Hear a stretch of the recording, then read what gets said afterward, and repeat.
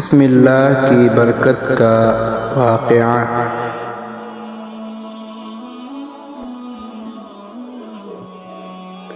کہا جاتا ہے کہ کسی علاقے میں قحط سالی پیدا ہو گئی۔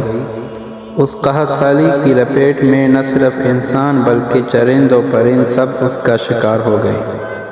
مویشی مالکان بے حد پریشان تھے۔ اس دوران ایک مسجد کے مولوی نے جمعہ کے خطبے میں نہایت یقین کے ساتھ یہ بات بتائی کہ اللہ کا نام لے کر یعنی بسم اللہ پڑھ کر دریا کو حکم دیا جائے تو وہ بھی نافرمانی نہیں کرتا۔ خطبہ سننے والوں میں ایک چرواہا بھی موجود تھا۔ مولوی کی یہ بات اس کے دل میں اتر گئی اور اس بات پر اس کا یقین کامل ہو گیا۔ اس نے واپس آ کر اپنی بکریاں کھولیں اور سیدھا دریا پر چلا گیا۔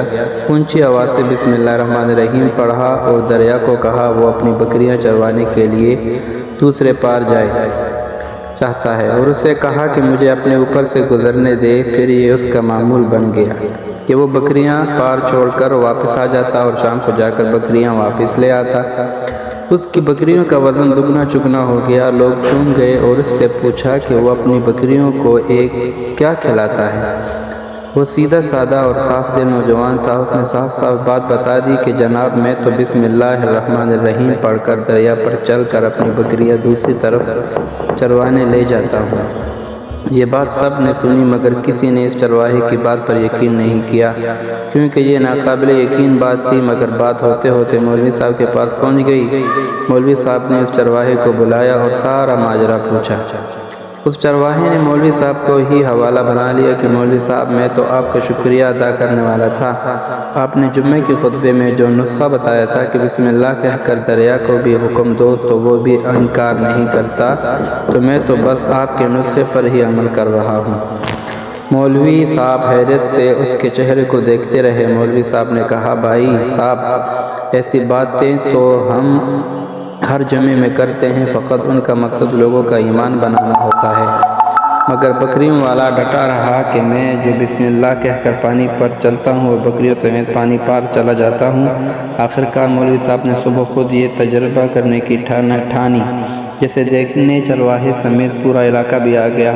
مجمع زیادہ تھا۔ مولوی صاحب نے ایک دو بار سوچا کہ انکار کر دوں کہ کہیں ڈوب نہ جاؤں، مگر وہ جو مولوی صاحب کو کندھے پر اٹھا کر لائے تھے اب بھی جوش و خروش سے اللہ اکبر کے نعرے لگا رہے تھے اور مولوی صاحب کے حق میں تعریفیں کر رہے تھے۔ آخرکار مولوی صاحب نے اپنے ڈر کو دور کرنے کے لیے ایک رسہ منگوایا۔ پہلے اسے ایک درخت کے ساتھ باندھا، پھر اپنی کمر کے ساتھ باندھا، پھر ڈرتے ڈرتے ڈھیلا ڈھالا بسم اللہ پڑھا اور دریا پر چلنا شروع ہو گئے۔ مگر پہلا پاؤں ہی رکھا تھا کہ پانی میں گر گئے۔ مولوی صاحب ڈوبکیاں کھانے لگے اور پانی کے بہاؤ میں بہنا شروع ہو گئے۔ لوگوں نے کھینچ کر باہر نکالا۔ مولوی صاحب کی اس حرکت نے چرواہے کو پریشان کر دیا کہ مولوی صاحب کی بسم اللہ کو یہ کیا ہو گیا ہے، کیونکہ اس کا یہ روز کا معمول تھا۔ اس کے اپنے یقین میں کوئی فرق نہ آیا۔ اس نے بسم اللہ کہہ کر بکریوں کو پانی کی طرف اشارہ کیا اور خود ان کے پیچھے چلتا ہوا پار چھوڑ کر واپس بھی آ گیا۔ لوگ اسے ولی اللہ سمجھ رہے تھے اور اس کے حق میں نعرے لگا رہے تھے، مگر وہ سب سے بے نیاز سیدھا سادہ انسان تھا۔ اور مولوی صاحب کے پاس پہنچا اور کہا مولوی صاحب میں آپ کی بسم اللہ کی تعریف سے کافی پریشان تھا، مگر پانی پر چلتے ہوئے مجھے آپ کی بسم اللہ کی بیماری کا پتہ چل گیا۔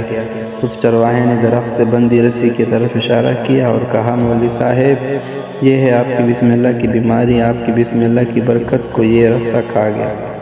آپ کو اللہ اور بسم اللہ سے زیادہ اس رسے پر بھروسہ تھا، لہٰذا اللہ نے بھی آپ کو رسی کے حوالے کر دیا۔